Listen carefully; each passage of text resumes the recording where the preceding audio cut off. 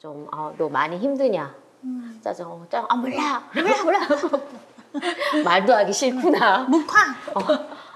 말도 하기 싫고 행동으로 바로 하는구나. 문 닫은 데 가서 막 말하기 싫구나. 말하고 싶을 때 나와. 이렇게 해주시면 돼요.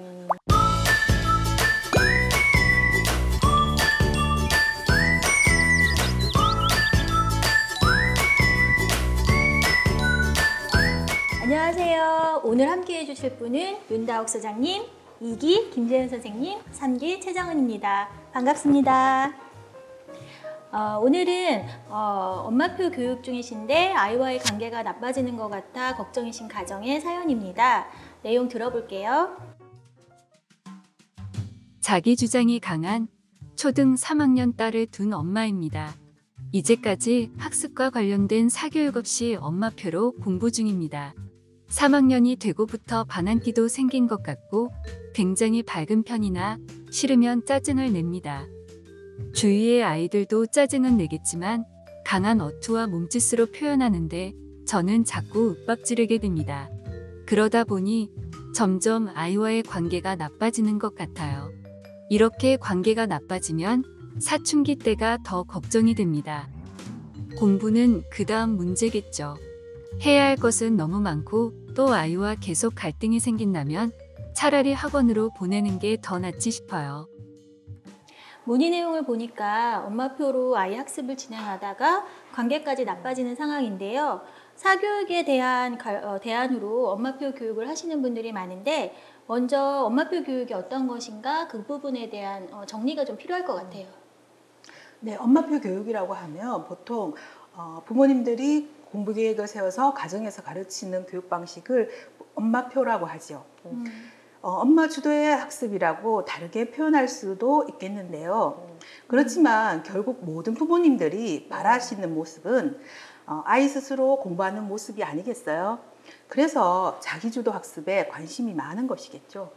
네, 그러네요. 그러니까 학습에서도 결국은 자기 주도성이 발휘되기를 바라는 건데요. 처음에는 부모가 주도적으로 시작한다 하더라도 언젠가는 아이 스스로 계획하고 또 알아서 진행해야 될 텐데 그 언젠가가 아이가 주도적으로 알아서 하는 그 언젠가는 어떤 모습을 보일 때인지 아마도 그동안 오나요, 그날이?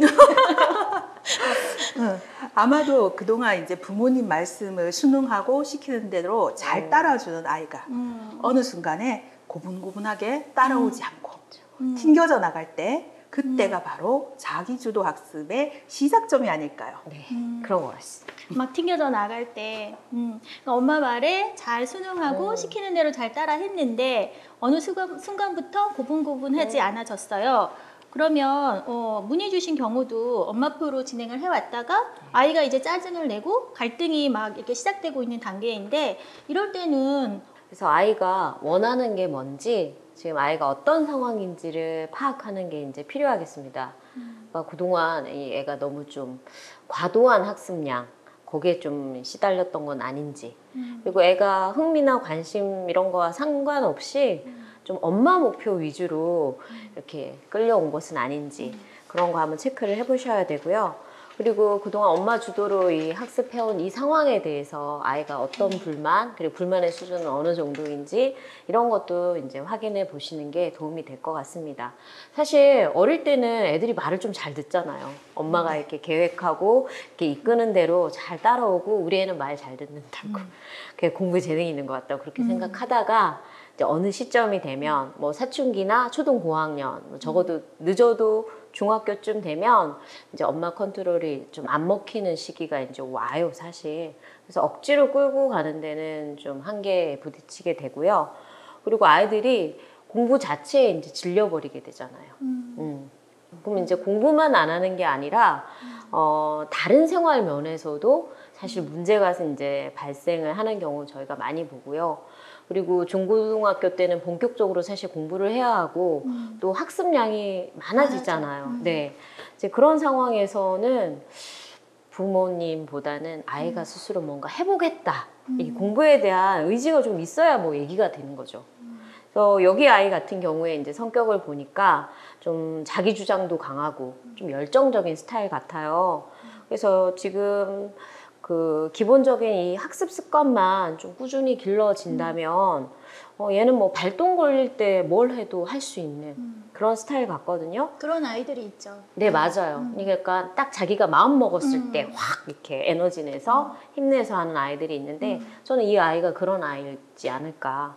그리고 이 아이 같은 경우에는 엄마한테 요구하는 것도 사실은 분명할 것 같아요. 그래서 이 엄마가 그냥 학습 매니저 역할을 해주는 게 정말 적절한 건지 그런 거 한번 이번에 점검해 보시면서 결정을 좀 하셨으면 좋겠습니다. 사실 지금 막 아이가 짜증을 내고 막 갈등이 이렇게 깊어지고 있는 맞아요. 상황에서는 대화가 좀 안 될 것 같거든요. 어렵죠, 사실. 그래서 무서워. 그래서 아이와 함께 대화를 해보세요. 이 말 쉽게 잘 못하겠어요. 꼭 대화 시작했다가 애랑 더 원성 높이고 안 좋아졌다고 그러시는 부모님들이 계세요. 그래서 이건 이제 기존에 계속 실패하셨기 때문에요. 네. 그러니까 이제 설득하려고 어머니도 어디 밖에 나가셔서 교육받고 오셔가지고 잘 해보겠다. 그러면 이제 이 엄마가 나를 또 설득해서 자기 마음대로 뭔가 나를 이끌려고 한다. 이렇게 의심할 수밖에 없죠. 왜냐하면 엄마는 부드럽게 다가가고 그래도 애는 이미 여러 번의 경험을 통해서 알거든요. 그래서 쉽게 믿기가 어렵고요.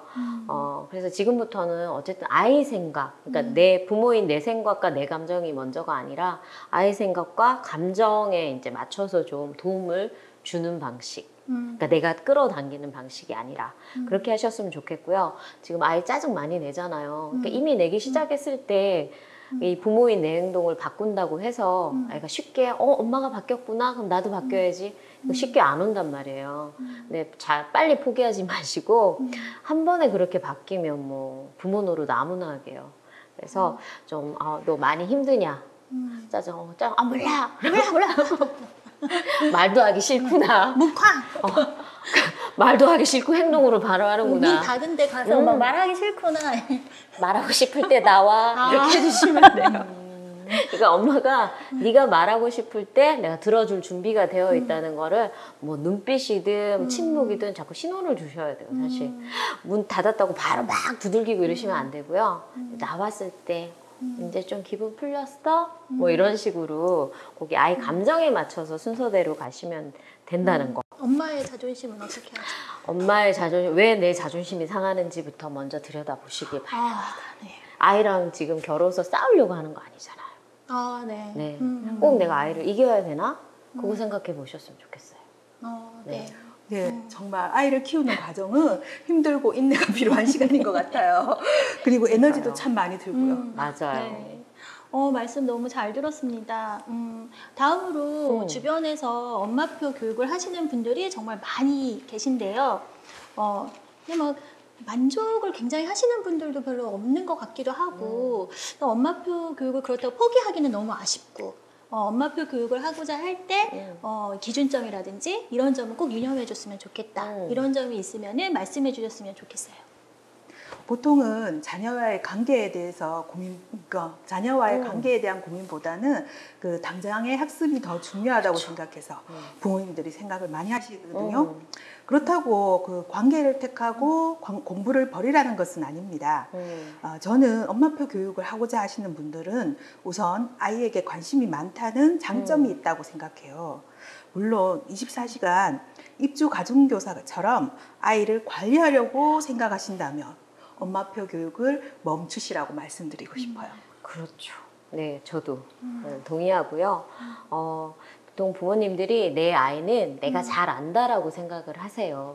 사실 뭐 틀린 말은 아니세요. 내 부모만큼 또 자기 아이한테 관심을 쏟는 사람이 또 누가 있겠어요. 근데 그건 맞는데 사실 부모님들이 이런 생각을 많이 하세요. 내가 보고 싶은 쪽으로만 보고 우리 아이는 이래 라고. 그래서 내가 보고 있는 걸 또 다라고 생각하는 거죠. 그러니까 주변에서 아니면 학교 선생님들이 어떻다라고 말씀을 이제 드리면 우리 아이는 그렇지 않은데요. 우리 아이는 아직 그 정도는 아니에요. 이렇게 뭐 이렇게 확신을 가지고 말씀하시는 분들이 있는데요. 우리가 아이 내면을 다 알 수 없다는 거 그거 기억하셨으면 좋겠어요. 부모님이 볼 수 있는 만큼만 보여주는 걸 수도 있거든요. 아이들이. 그래서 또 하나는 아이 인생이 부모 자신의 인생이 아니라는 거. 네. 그걸 보통 같이 연결해서 생각하시는 분들이 많습니다. 그래서 그거 분리하시는 거 사실 계속 연습하셔야 되고요. 그리고 저는 또 엄마표로 이렇게 한다 하더라도 너무 어떤 특정 부분을 가르치는데 거기에 좀 초점을 맞추시진 않으셨으면 좋겠어요. 그러니까 아이의 관심이나 흥미가 어디에 가 있는지 관심 있게 이렇게 들여다보는 게 사실 맞다고 저는 보거든요. 그리고 생활에서 이제 접할 수 있게끔 먼저 이제 자극을 주는 정도도 가능하고요. 그리고 아이의 관심 있는 그런 관련 자극과 관계된 경험들 이런 거 할 수 있도록 그게 게임, 제공해 뭐 주는 거. 마술 뭐 이런 거면 어떻게 해요? 그렇죠. 물론 저는 게임, 마술 재미있으니까 충분히 가능하다고 보고요. 근데 그 아이가 그 순간순간 가지는 그 재미와 흥미는 거기에 있을 수 있지만 그것만은 아니거든요. 그리고 그게 긍정받고 한다면 또 아이가 다른 거에도 관심을 다 가지게 돼 있어요. 그러니까 부정적으로 생각하는 그 게임, 마술, 얘는 노는 것만 좋아해. 네, 맞아요. 그런 거 걱정이잖아요. 옆집에는 문제지를 푸는 걸 그렇죠. 좋아하는데 이게 꼭 노는 거와 학습 이렇게 비교하니까 이제 걱정되는 거지. 그 노는 활동을 통해서 걔가 가지고 있는 역량을 발휘할 수도 있거든요. 제가 항상 학습을 비교하기 때문에 이런 불안이 저는 생기는 거라고 봐요. 근데 좀 그 노는 힘으로 걔는 관련된 다른 것들을 확장해 나갈 수 있다는 걸 좀 믿으셨으면 좋겠어요. 네. 네. 노는 힘으로 진짜 뭐든 할 수 있다는 거. 놀던 힘으로. 네, 놀던 힘으로. 네. 그리고 부모가 이제 생활에서 음. 그 자기 살아가는 모습으로 본보기를 좀 보여주셨으면 좋겠어요. 아, 살아가는. 네. 맞아요. 그러니까 엄마표 교육을 하든 사교육을 하든 그러니까 교육을 왜 하고 있는지 그 이유와 목적을 먼저 이렇게 생각을 정리해 보는 게 우선일 것 같아요. 관계가 나빠지니까 학원을 보낼까요? 라는 질문에 대해서 저는 당장에 학원을 보내는 것보다는 엄마표 교육을 진행하면서 아이와 자기주도 학습으로 가는 여러 가지 시도를 함께 해보시는 게 좋겠다고 생각해요. 물론 현재 아이가 힘들어하고 있기 때문에 어떤 면을 힘들어하고 있는지 아이와의 의견을 듣고 조정이 필요하겠지요. 더불어 아이에게 가정은 어떤 곳이어야 하고 부모는 어떤 역할을 그 가정에서 해야 할지를 부부가 함께 이야기해 보셨으면 좋겠어요. 그렇죠. 중요합니다. 함께. 함께 네. 꼭 네. 말하지 오래된 것 좋겠어요. 같은데 대화를 하셔야 돼요. 대화가 필요해. 네. 그래서 방금 이 말씀처럼 이제 엄마표로는 이제는 힘드니까 이제 학원에 보내야겠다. 이제 이런 방식 실패합니다.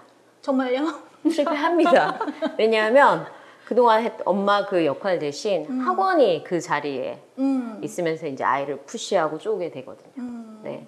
그러면 아이는 엄마한테 표현했던 그 저항을 이제 학원과의 관계에서 계속 이제 되풀이하기 쉽고요. 그러니까 아이 성향이나 상황에 맞는 사실 방식을 찾으시면 좋겠습니다. 왜냐하면 아이가 약간 잘하고자 하는 이런 의식이 있어서 좀 여러 명과 함께 경쟁하면서 하는 거 좋아하는 아이들도 사실 있어요. 자기 수준이 어느 정도인지 확인도 하고 쟤 열심히 하네? 그럼 나도 열심히 해야지. 이런 친구들 있거든요. 이 아이 약간 좀 그럴 것 같아요. 네, 그런 경우라면 좀 이렇게 오픈되어 있는 곳에서 서로 공부하는 진도도 확인하면서 이렇게 하면 좋겠죠. 근데 어떤 아이들은 그런 방식 자체에 부담감을 느껴서 숨막혀하는 아이들이 있거든요. 네. 그런 아이들은 차라리 혼자 자기가 이렇게 풀고 있을 때 옆에서 이렇게 잘 지켜봐주면서 그렇게 하면 돼. 이렇게 그 따라가는 걸 세심하게 잘 살펴봐주는 그런 거를 되게 편안하게 생각하고 효율이 높아지는 친구들이 있거든요. 이런 그 방식의 성향에 맞게 좀 따로 이렇게 해주시면 좋겠고요. 이 아이 지금 초등 3학년이니까 공부 습관을 길러주는 거에 초점을 맞추셨으면 좋겠어요.